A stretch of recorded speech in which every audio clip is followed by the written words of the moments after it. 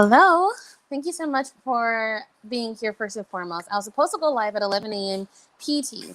However, for whatever reason, have had so many internet issues today. It can't even connect. Like I have some sort of proxy firewall, and I've tried all the proxy firewall things that I can possibly do on my computer, and it's still not working. So I'm going to have to try again, but for now, I am using my phone and my daughter's phone, so bear with me. But thank you so much for being here. I'm here to talk to you about how the Underground Railroad Reiki Practitioner program is the program that you need for yourself, for your family, for your clients, and ultimately for you to free your body and your mind and your soul from emotional faculties that you're chained to, so that way you can experience pleasure in all facets of life through healing, doing the inner work, and answering the call to be a healer and spiritual leader. So thank you so much for being here. I also want to say a disclaimer. Anything said in this video is meant to be taken as advice and is not to be used in place of any medical professional. So I am not a medical professional, and therefore I am not legally responsible for anyone that uses this advice that you hear in the video. If you have any medical issues, please seek medical advice from a licensed professional. So that being said, let's get started. So I wanted to take a different approach with how I'm going to talk about healing. And I want to talk to you in regards to a character that I created to really speak to healing and what is possible for you when you do the work that is in the Underground Railroad Reiki Practitioner program. So Ananagu is this character's name.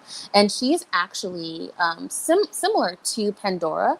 However, in the Orisha, which is about the Yoruba gods and goddesses, Ananagu is actually the person that protects the box, whereas Pandora is the person that just opens the box and reveals everything. And Ananagu actually protects the box. So she is actually a dreamer. And I want you to actually listen to the story and see if it relates to anybody that you know or relates to you or some of the things that you've ever done. So Ananagu is a dreamer, and she has an idea to create a business of her own like her mother did. And she sees her mom create an empire from scratch, and she's inspired to do the same. So she's studying health and wellness, and she desires to help people create meal plans to help them manage their lives and overall well-being. But as she has dreams to being a wellness professional, she also has big ideas of making food for herself and her friends and her family. But when it comes to creating a concrete plan for her business, she does one of two things that lead to self-sabotage.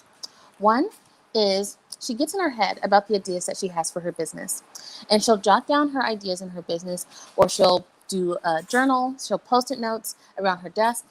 But while she's writing these ideas, she gets in her head, she gets overwhelmed. She gets overwhelmed by the multiple post-it notes. She gets overwhelmed by all the ideas that she's jotted down in her journal. And it gets to the point where she's like, where do I start? Where do I start? Where's point A? How do I progress from here? Because of the confusion, she doesn't do anything. And it causes her potential ideas to die out. And because of her lack of clarity, it manifests into lethargy. And that causes her to get into a state of mind drama where she begins to second guess herself. And then because of that, she doesn't get started. She doesn't take any action. And she begins questioning, who am I? Why would I be able to create a health and wellness empire?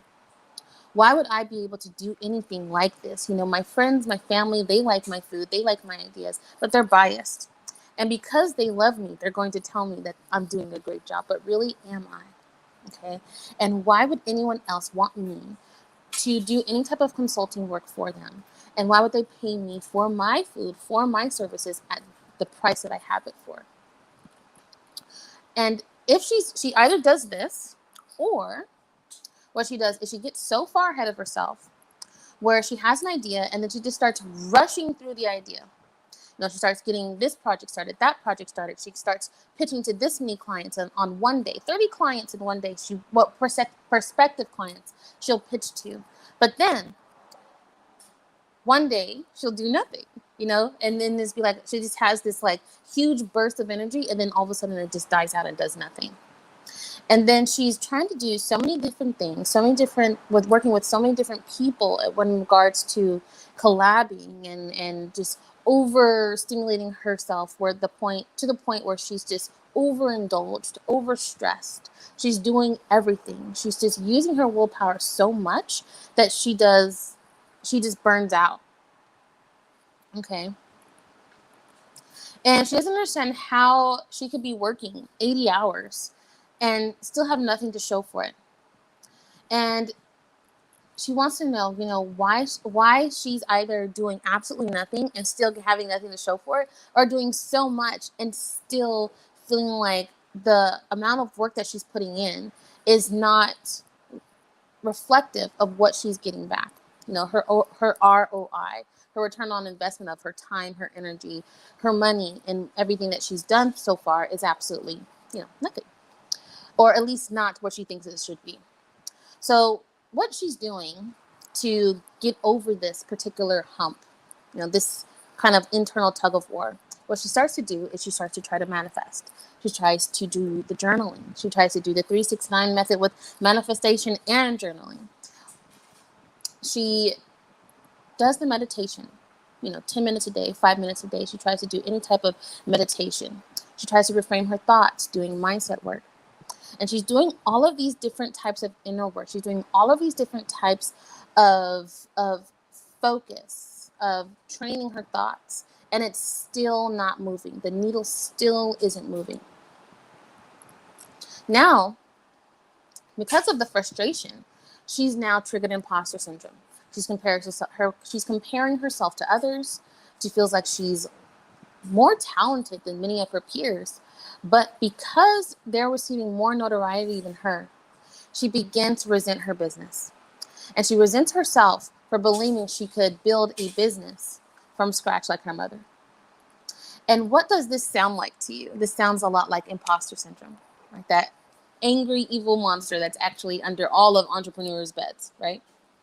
And now this imposter syndrome triggers shiny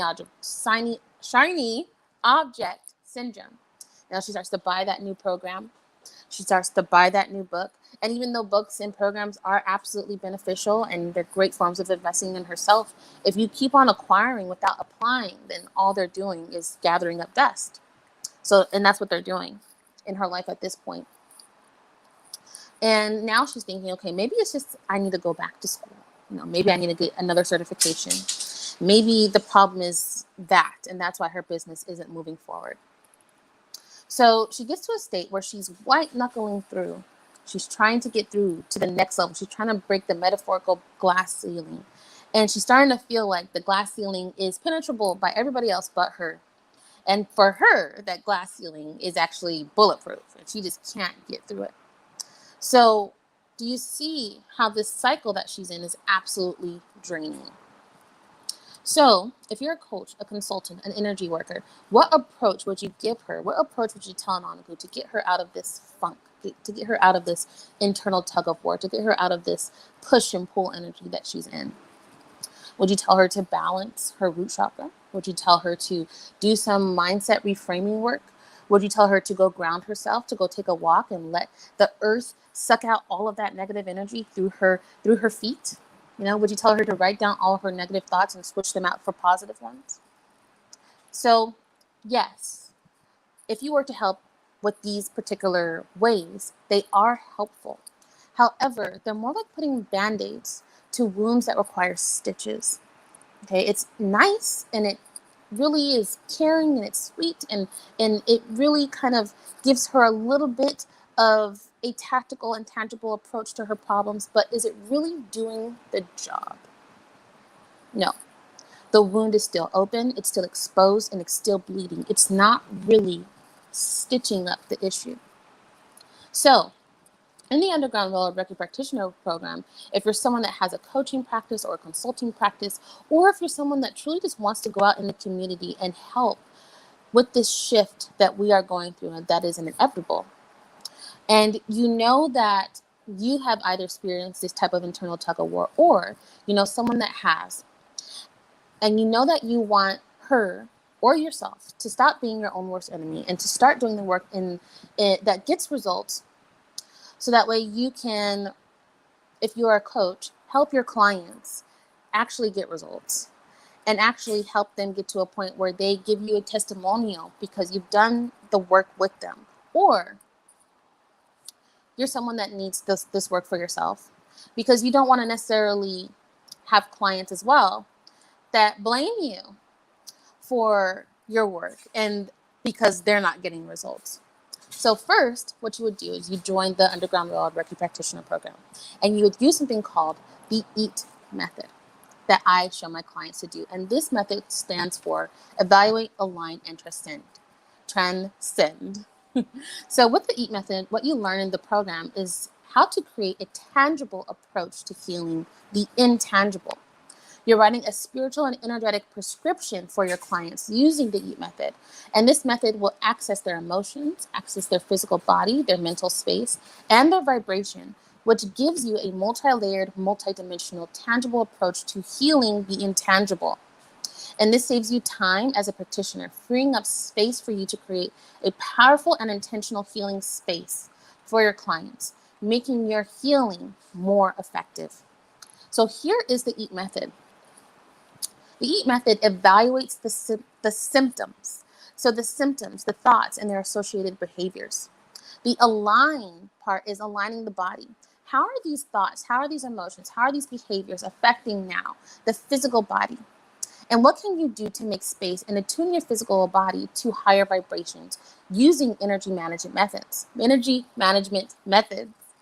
And then after that, you transcend. You help them transcend into a higher vibration using the steps that you'll learn in the Underground Railroad Reiki Practitioner program to free themselves of energetic baggage and activate that higher state of consciousness, elevate to higher vibration, and ultimately create a clearer channel to source by recognizing and activating the God in you. Okay? So, evaluation. Start by reverse engineering the symptoms in her behavior or in your behavior or in your client's behavior. Start by looking at the symptoms that are displayed by her or your clients externally and how those symptoms are reflected by her internal environment. Look at the emotions and how that translates to physical ailments. You reverse engineer the symptoms using something called the gene keys. And that gives you a approach to where the masculine and feminine are taken in consideration and how that can help you balance, how you can bring balance to both the masculine and feminine archetypes using the gene keys. Now, what I described before with her ability to have this great dream, but really not having an approach to it, that actually has both masculine and feminine archetypes in there using the methods that I would teach you in the Underground Railroad Practitioner program. You'd see that there's actually both masculine and feminine influences in this particular type of behavior. So you teach her how to lean into both masculine and feminine, and I show you what I'm talking about more in the program. But learning how to use both to her advantage. Okay, and in this particular part of her where she's really a great dreamer, but she lacks a practical approach, that's actually in something called her life's work sphere. And with the gene keys, you'd see that this is where her purpose meets the outer world. Okay, so this is where you'd see that this is a particular challenge that she'd see over and over and over again. And she'd see it until she fully has accepted it. So with her issue is that she's an incessant dreamer, but she lacks practicality. And she either doesn't do anything to the point of lethargy, or she overindulges to the point of burnout. So with the system I've created using the gene keys, you also see that this particular gene key not only has masculine and feminine archetypes, but it also has the specific location of where this emotional faculty is located in the body, in the physical body. So then we start unpacking again, and we see, okay, this is the metaphysical component, where you look at the emotional components and how that is affecting your physical body and preventing you from healing. And then you'd also see that you don't always need to know the root cause of the problem or the issue at hand. You just need to know that it's there and to start reverse engineering using a series of questions as to where this is showing up. What emotional part of faculty needs to be freed? What awareness needs to be had? And by doing this, you start to build a foundation and more flow and create that clear channel to source. So you can start recognizing how this is preventing you from truly stepping into your bigness and truly harnessing the power and the divinity within you. And by doing this, you create more balance and strengthen your body's ability to self-heal. So you can enhance, your intuition, and then start to do any more manifestation powers and start to really fine-tune your body and activate mechanisms in your body that initiate self-healing processes. And with the work and research I've done, when you learn the multidimensional and multi-layered approach to healing, you can incorporate your practice in your practice as a certified Reiki practitioner. You save time. You're not guessing. You're not guessing and checking. You're not like throwing spaghetti at the wall and seeing what sticks. You use the information from your clients to develop to develop an understanding of their symptoms, so that way you can create a more tangible approach and multi-dimensional healing for your clients. And if you're someone that wants to do the inner work for your clients and knows that there's no one size fit all to healing, and that you don't want to necessarily get attuned to Reiki in a 2-day program, you know that you want to know the ins and outs and facilitate a multi-dimensional approach to healing, sign up for the Underground Road Reiki Practitioner program. Send me a DM if you're interested. Now, with Align, what you would see is what parts of the body, according to the Gene Keys, according to metaphysical anatomy, are affected by this emotional faculty. How are her inability to approach her dreams from a practical approach causing any misalignment in her chakras, causing misalignments in her meridians, and ultimately affecting her physical body, causing physical ailments sometimes? And then we take it a step further and we see, okay, how can we start channeling those specific parts of her body that are affected by this emotional faculty? I'll give you a case study. Two of my clients that I've known of so far have had issues in their physical body related to their gene keys, and it caused chronic problems. And because of their inability to know of this, they had these chronic issues years before they met me. But if they had this knowledge of how their emotional faculties had related to their gene keys, which related to their physical illnesses, then perhaps they wouldn't have had these issues affect them physically. So I'll give you an example.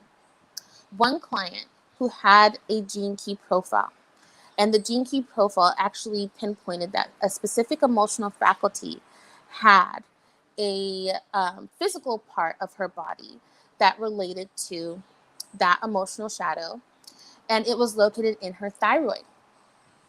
Now, her specific illness, and I'm trying to make sure I don't say too much about her because it is, I want to respect her privacy, but she had issues with her thyroid.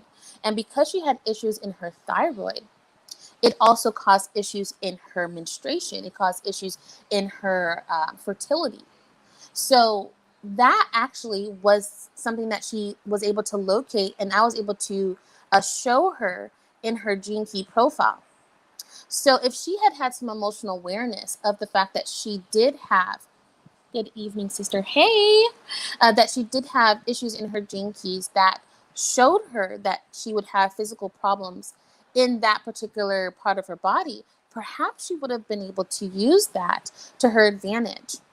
So this is to say how powerful this work is when you use the EAT method, and you use the gene keys, and you use the information provided to start understanding how her emotional faculties are affecting her physical body, that are causing her from feeling a feeling of dissociation, which are causing her to lower her vibration, which are then causing her to have issues in her physical body.